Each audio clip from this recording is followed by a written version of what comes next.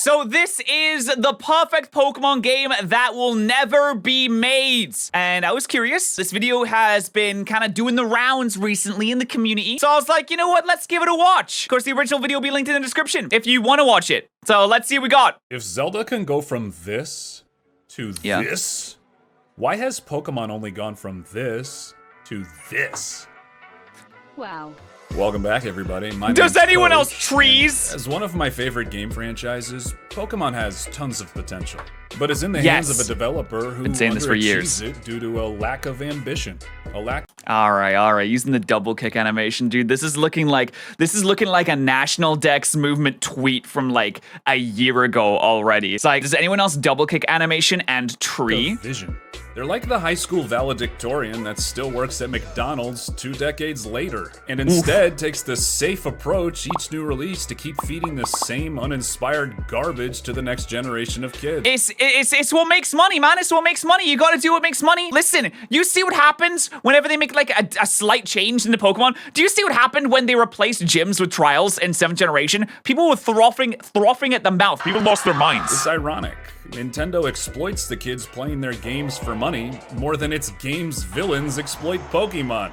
And since when did catering a game? All right, that's a bit on the come on, man. Aim towards kids mean making a mediocre product anyway. You want to hurry the f up? How you the fastest Pokemon in this game? And you, bro, I was sitting there complaining when the Isle of Armor came out about this bloody Pokemon following you thing. Everyone was like, "Oh my god, it's so good." Listen, the Pokemon following you in the Isle of Armor is terrible. It's so bad. It's awful. It's not a good feature. moving that damn slow. What the f?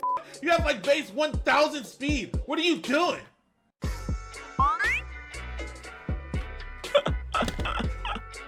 This game is trash. With Pokemon's profits, there's no excuse. 100 billion is the excuse.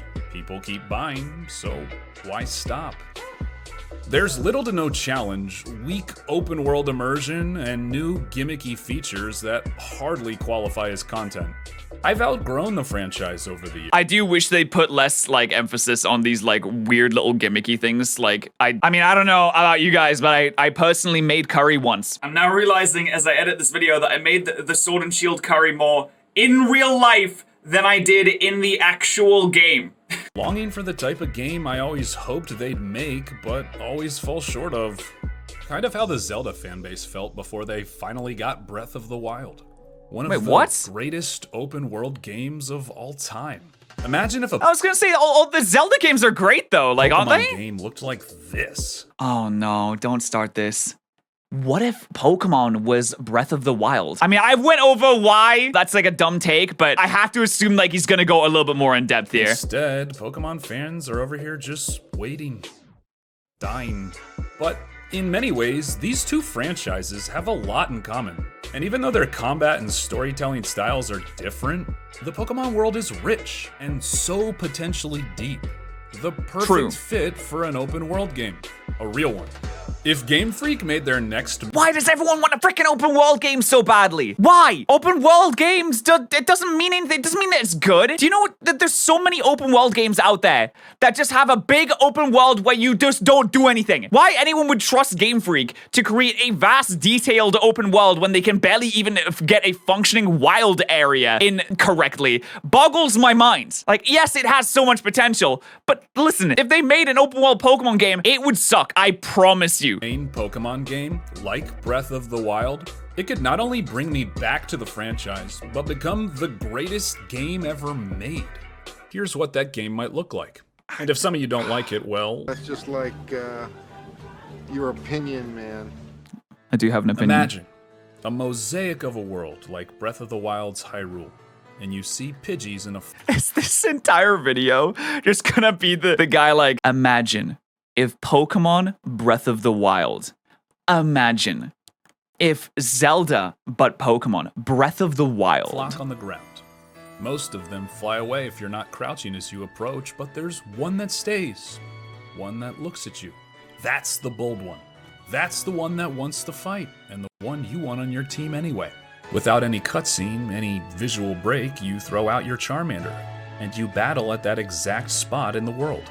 As you're Okay. fighting, you peer off into the distance and see an Arcanine gliding across the fields. And a An mile Arcanine? above, you can barely make out what appears to be a Dragonite.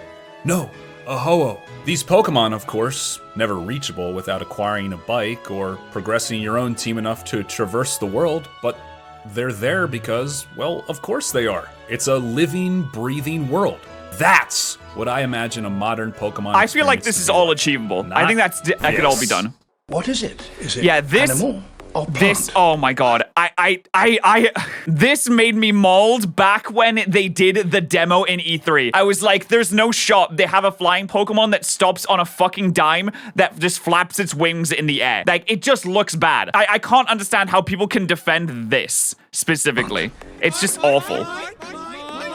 The distinction between All of that stuff that he just described, by the way, that's all achievable. That's all perfectly capable. They could do that. those two forms of life was not yet clear. Ironically, Breath of the Wild does catching Pokemon better than Pokemon does. They do this in the form of horse taming. It's because Pokemon still thinks being formulaic and safe is good enough because it's gotten them this far. But there is no excuse to have a game as lazy and rushed as Sword and Shield is. It's a weak attempt at an immersive open People think that Sword and Shield is like different somehow. This is just how they all are. It's not that Sword and Shield is a specific like special case. This is exactly how all of the Pokemon games are. They've always been like this. They've always been very rushed, very kind of shallow, and they've just always been the same. Sword and Shield is not an exception to this. It's the normal. It's the rule. open world that, when blended in with the more traditional style, just doesn't satisfy. A game seemingly only half committed to providing that open world, and they do a half-assed job at that. The wild area is such a tease. I'd rather just have another handheld game than feel like I'm in a below-average 3D world for what in many ways still is a 2D game with how limited you are. Dude, The the pop-in is randomness so of bad. bush appearances are somehow more enjoyable than this. Even by kids' standards, the design is an insult to their intelligence. Speaking of which, Not isn't really. it I don't know ironic about that the that. first and oldest Pokemon game is also the most adult in both gameplay and theme? And for the record, I'm not Do you say that Pokemon Blue is the most adult in terms of themes and story? What? just some diehard Bro? Gen 1er. I've played every game What? up to Gen 6, but the first 3 gens were the most enjoyable for me, with an honorable mention for 5. Incorporating things You think that Pokemon Blue is more like adult than like Gen 5 or like Gen 7 or like, huh? What? like death, war, real believable crime. Hell, Team Rocket grunts had whips. I don't think that was some weird kinky sex fetish they had. Those were used on Pokemon. Giovanni, I mean, he was a total badass. Despite the initial player base only becoming older, the games have become more and more youth-anized. Dude, can I just go back to that granddad playing Overwatch? Like, bro, look at him Becoming go! older, the games have Look at him become go! more and more youth. I love that guy. He's The reason great. this is such an important point is because the storytelling in the games has gotten so much worse over the years, and the two are directly related. Unfortunately, Gen 6 this is is bad. also one of the most bare-bone Pokemon tales that I've ever encountered. I am not exaggerating when I say that it was one of the most miserable story experiences I have had with a AAA, with extremely heavy quotation marks, first or second party Nintendo game. Really? Like, so, I mean, I agree. Sword and Shield doesn't really have a story. Like, its story is bare bones at best. It's Nintendo. When you play a Mario game, you think Mario's stories are good? I'm just sitting here defending Sword and Shield. I think Sword and Shield's story was pretty pathetic, to be honest. But like, And it to anyone wasn't who that bad. disagrees, my proof is ask a 5-year-old and a 30-year-old what they think of the story of Bee Movie. You know, the movie where a middle-aged woman literally falls in love with a f***ing bee. You like jazz? great Their movie, by opinions the would way. be wildly different. Pokemon stories have become more simple, predictable, lazy, and most importantly, they've remained linear. This is one of the most important Okay. distinctions I mean, that's- between it and That's not necessarily a bad thing, though. Having a linear story is not. There's nothing wrong with having a linear game or a linear story. Like, assuming that open world equals good and linear equals bad is just kind of dumb. My favorite game of all time is Bioshock. That's not an open world game. That's a linear game. That's one of the greatest stories that's ever been told in a game before. Breath of the Wild. You experience most of the Pokemon world in order. And this is just about how every Pokemon game is intended to be experienced. Hell, even the TV show is like that. But it's the biggest hindrance to having a world that is the game. Which, in a game that is based around literally going out to the corners of the world finding rare creatures to fight, I'd say it's a pretty big deal. And if you're gonna make the world this gated and linear, or are someone who prefers those types of games, you can't argue that they don't need to at least make a more memorable, believable story. There's just no excuse. But I think the better option would be I mean, I agree with that. to let the Don't think it player needs to be open experience worlds. the world at their own leisure, in any order, making certain areas and zones much more difficult without proper preparation. It's how you teach a game to someone without steering wheels. I mean, as a kid, I could literally do Rock Tunnel with my eyes closed. But Bro, I can't even do it now with my eyes closed. What the hell? it did also teach me about buying rappels. And you don't get taught by having some pink dipshit block the walkway all the time, or invisible walls, or ledges dictating where you can and can't go. I'm sorry, does he want there to not be invisible walls on the bridge so that you just like fall and break your legs? I think invisible walls on that bridge is like, that's not really that big of a deal, because the alternative is that you'll fall off and die. I mean, sometimes it's cool, but generally just not realistic. Dude, the roadblocks in Pokemon games are actually genuinely ridiculous, though. That one group in 5th gen, that's like, yeah, one day we'll just go away, but we're gonna stand here until like later, I guess. They're self-aware, but like it's even if you're self-aware of it, doesn't mean that it's like okay. The point is, let players fail. Give them the freedom, the opportunity to make mistakes for themselves. Getting hit by a car is a much better teacher than getting your hand held across the street. Okay, that's a bad example, but you get my point. It's the most important part about making a quality game. Want to go catch an ice-type Pokemon that you'll need to freeze a raging waterfall that hides a gym? Sorry, you'll have to go up that snow-capped mountain to find one. And to do it, you'll need a strong enough fire type to keep you from catching hypothermia and blacking out. Massive boulder blocking your path? You'll need a big-ass fighting type to Bruce Lee it. And if you got a beefy boy big enough, it moves. Pokemon not powerful enough? Sorry, come back after he's had a few protein shakes. I don't care if he's fighting type. Finally, removing HMBS in Sun and Moon was a step in the right direction. But then why did Ride Pokemon replace them? Tell me why I should be more attached to a government-issued Lapras when I could be surfing on the f***ing whale that I trained, dude. And that's fair. That's a fair point. Like, why do I have like weird ride Pokemon that like just get given to me? That's weird. They do that because I don't think they can make animations for each individual water type. Sure, it would be nice to have each individual Pokemon that you've ever owned be the Pokemon that does that. But at the same time, like that would require a ton of work, I think, to create each individual ride Pokemon. For that matter, get rid of this forced experience share bullshit. But I digress, because Okay, yes. Also, yes, it shouldn't be forced. I think the experience share is a great addition to the franchise. I think the experience share reduces the need for grinding, and it's fantastic, and the way that they do experience is good now, but it shouldn't be forced. You shouldn't have to use it. Because the same goes for flying Pokemon. Why should you be able to fly on a bitch-ass Pidgey to get around? Evolve that shit. None of this having to beat 5 gyms so Bob Pokemon can give you your plot device. This would make it so the Pokemon and Well, I mean, you don't do that. You just fly on a ride taxi, so you don't have to do that anymore. the world are the main focus, not the story. You see, it should be exploring the world that unlocks new story elements that are scattered about, rather than the other way around like in every other Pokemon game. Speaking of gyms, by the way, they should be much, much harder. You one ugly motherfucker. Okay, I wonder if he's gonna say there should be difficulty options, or if he's just gonna say fuck the kids. And randomized with different potential Pokemon lineups. Challenge. Wait.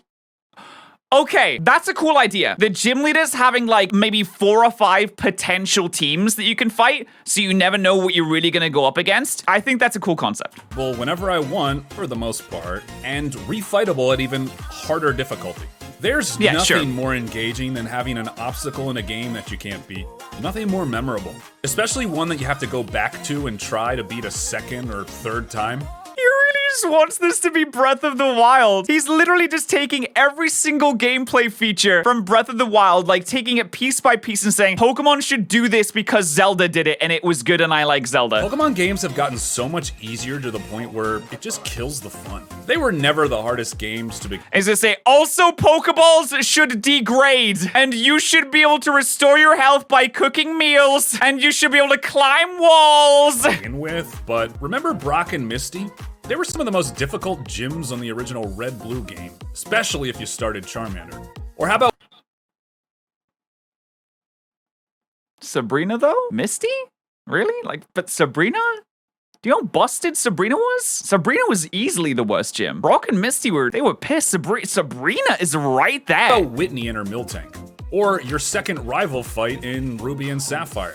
And All right, fair. I don't know why that rival battle is so hard. I've always had nightmares about that rival battle, a firm believer that acquiring type advantages should remain an integral part of Pokemon games, and perhaps become even a necessity to beat them.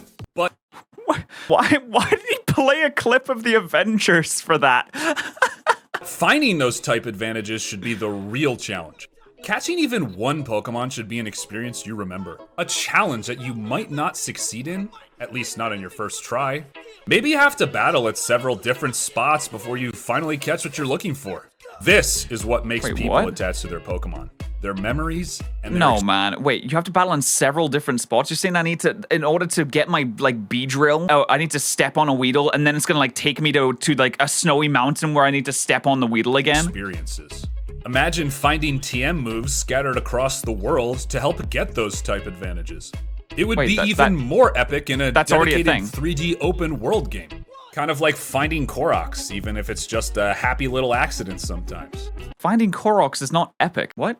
Grindy aspects of the game should be limited in favor of being more strategic and adventurous. The way players should be gated, if at all, shouldn't be a programmed wall that makes the game impassable, but instead an overcomable obstacle in which the player can take any number of methods to beat. When the world becomes the story, all of a sudden not only catching, but raising different Pokemon becomes a necessity, which is what the games have lost over the years.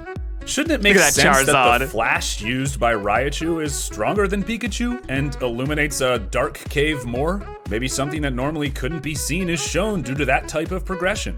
It incentivizes growing in power, building unique teams, thinking outside the box. Remember when you had to have a Pokedex of a certain amount just to progress the story? Just like shrines in Zelda, getting to odd places. Just like shrines in Zelda, guys! In the world to complete the Pokedex would be its own sort of endgame. And legendaries could be summoned by completing cosmic puzzles or a part of big events, or they could roam the stratosphere and be spotted. There should 100% be like dedicated side quests to call upon legendaries. Like, have them go through their own thing, like events that you do. That would definitely make legendaries a much cooler encounter, for sure. Spotted on super rare occasions upon lowering their altitude. Remember how cool it was to try and catch the legendary dogs in Gold and Silver? I mean, it was a pain in the ass, but the good kind. No. What? No. It was horrible. No, what? The way they just run away from you? It was horrible. It wasn't, no, what? Not that kind. Like a day of squats at the gym. Crown Tundra roaming legendaries was a step in the right direction, but just so far from what I consider an engaging AAA experience. I also don't like when legendary encounters are a scripted plot device, but I also miss when you had to go and look for them, to track them, because you wanted to, because it was epic, because it should be difficult. Imagine doing that with a... I don't necessarily think there's anything wrong with having legendaries tied to the plot of the game. As long as it's not all of the legendaries, I think that's fine. There's nothing wrong with that. World the size of Hyrule, and then some. That alone would be hours upon hours of content. And unless you're incredibly lucky or good, you shouldn't be able to get a legendary before beating most, if not all, of the game. I mean, they should only attack you or be willing to get caught if your team is even strong enough. That not only makes sense from a story and lore standpoint, but from a game design standpoint as well. If Breath of the Wild taught us anything... I know it taught you a lot. Less is more. Let the player write their own epic story, but give them the world and the means to do so. Less is more. Game Freak, take notes. There are too many Pokemon to make a game like this. Too many animations, too many art assets. That would take years upon years to have all the necessary assets. My argument to that is if the game is done well enough, not only will we not need a large slew of Pokemon to sink our teeth into, but the game would thrive for so long with endless content and make so much money that you would literally buy yourself time to add them in the future in the form of DLC. The problem is that Nintendo, less is more, makes Pokemon games, less is more, too frequently for them to be any kind of good. Less is more. It's now play them once, then throw them in the incinerator. I'd wager that you could, in all honesty, and I know to many of you this is probably a bit on the low side, but you could have as few as 200 Pokemon at launch from different gens and have people be satisfied with the game. You overestimate the Pokemon community a lot. If they came out and said, no matter what, listen, it could be any game. This could be in the Magnum Opus. This could be Junichi Masuda taking a gold bar and turning it into a game, making it the most masterful, incredible thing in the world. If they said it had 200 Pokemon in it, Twitter timelines would be destroyed. The Pokemon community would go up in flames. Only 200? Personally, listen, if the game is worth it, I really don't care how many Pokemon are in it. A higher quality game for less Pokemon, I can agree to that. I think that I would be fine with that. But for the most part, you have way too much of an overestimation of how people would react to this, because they would not react well. Assuming that it would be promised that more Pokemon would come out in DLC and a national... See, they did that, and people still went absolutely insane and crazy. But again, of course, Sword and Shield wasn't a particularly amazing game. So they're saying, okay, you're removing all of this, but what are we really getting from everything being removed? Which is, we didn't really get a whole lot. So yes, maybe if it was a super high quality game, then yeah, okay, maybe people will be more happy with it. Deck so you could eventually port all your old Pokemon to this game. Doing sort of what Pokemon Go did and releasing a gen or so's worth at a time. Although fat chance because the new games, even in their current, I'd consider bare bones. Stop playing the double kick animation. It's come on, man. Date can't even be up to date with their current movesets. Which leads me to the last section of this video, which is probably going to be the most divisive, and some of you may disagree, but please hear me out. Using traditional RPG combat elements in a game that offers a massive open world can sometimes be a bit of an immersion killer, and I think, if implemented properly, real-time combat could be very fun and simple. To me, it just sort of feels like a missed opportunity to develop a Pokemon game for a modern console and not at least entertain the idea of trying to have your battles look like this. Obviously, at this point, we'd essentially be making a new genre of game, but why not take the leap? Well, sure. I personally don't mind the turn-based combat. I think turn-based combat is okay. I don't see why you need to go full real time, but that's really just a style preference at that point. I don't think that's necessarily an upgrade. You're just like, oh, let's just try something different. One big counter argument, which I agree with, is part of the greatness and fun of RPGs is to be able to focus solely on strategy and decision making, not rapid button pressing. In all fairness, though, what strategy? It hardly exists in Pokemon games anymore because they're all the super effective button. You get one-leveled Pokemon with a type advantage and you spam the same move until gyms are dead. Okay, so your problem isn't with the combat system, which, I mean, you're saying, like, maybe try something different. Your problem's with the difficulty, which is that there's no difficulty options and you can't make the game harder, and the game's easy as piss, which it's a game made for kids, so of course it's going to be easy as piss, but there should be difficulty options, which they tried in Black and White 2, but made it gated behind actually finishing the game before you could even engage in it, which is ridiculously dumb. Do this in literally 95% of fights. Another counter argument is that people like to play passively, or just chill, oftentimes while doing other things that demand their attention when they play. And to that I say, ¿Por qué no los dos? Why not just offer both types of combat for each crowd? If you have an animation for— Make two entirely separate combat systems for the exact same game and expect— What? You want to build two massive combat systems? You think Game Freak can do that in your massive Breath of the Wild open world game? How much development time are you giving them, bro? They need like at least 15 to 20 years for that one. For a live action move, you essentially have it for a scripted one. We've gotten so accustomed to underperforming mediocrity or just okay Pokemon games, that something like putting this much effort into a game to offer many different types of gameplay experiences for players just seems impossible. Okay, I agree that we've gotten accustomed to mediocrity, but what you're asking here is like absolutely insane. I don't think that I don't think any game developer would be able to pull that kind of thing off. It's no secret many of these game companies now just try to get a quick buck instead of designing to amaze. Okay, so now imagine everything I just said in this video. But Pokemon Breath of the Wild was in a MMO. A massively multiplayer no, online RPG. No. This expected mediocrity of Game Freak and Nintendo makes this seem like such an unrealistic possibility due to their It is an unrealistic possibility. What do you mean? years of just trash tech, unwillingness to take any risk that deviates from their formula. See our Nintendo is like North Korea video if you disagree. Can you imagine if a company like Rockstar did Pokemon? I promise you, like, Rockstar is a good developer, but they're not that good. Holy shit.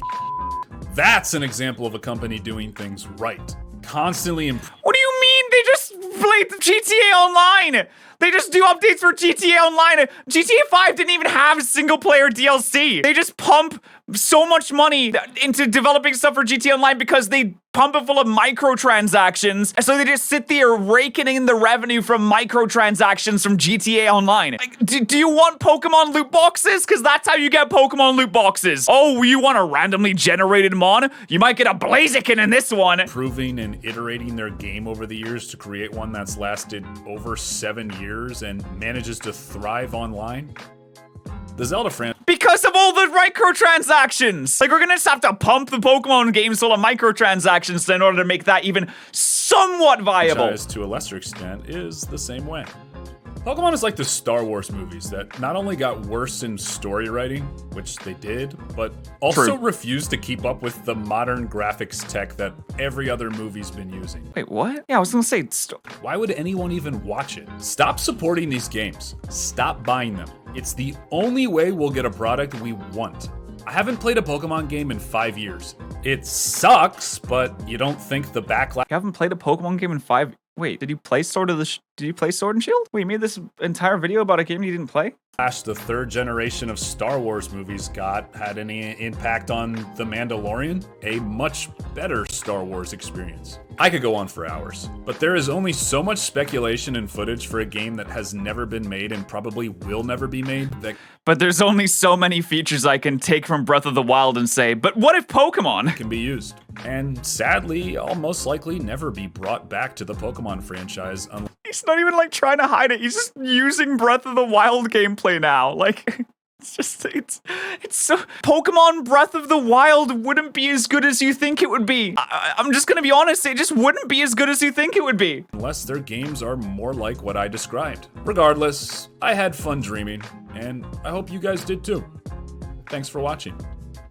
Okay, I think he had a lot of decent points here. I think that that the Pokemon the community and the company have got very complacent and they don't really need to try super hard. Most of the games are pretty much the same. They're all like a solid, I would say, 7 out of 10, right? But a lot of the things that he suggested just seems completely unrealistic, not even just from a Game Freak standpoint, but from just any standpoint in general. Like having 2 completely different combat systems and also it's an MMO. Like how is that gonna work? That makes absolutely no sense. And also it's an MMO, but also it's massively open world. And also you're pushing the graphical limitations of the Switch to its absolute limits by having everything be beautiful and open world. And also all the Pokemon are spawning in the distance. Like Game Freak is simply not capable of doing something like this. 100% just not capable at all. Like there's good points to be made here. Like there should be difficulty options. You should be able to turn off the experience share. There should be a better story because there is very little story in the games. I don't know, man. Reiterating the same points that have been made by like Nat Dexers, like, oh, double kick animation, just replaying the double kick animation over and over again. It's not a very strong backing up of your point, to be completely honest. And the way you went on about legendaries too, saying that chasing after Raikou was fun. Was it really? Was that fun? I personally don't think so.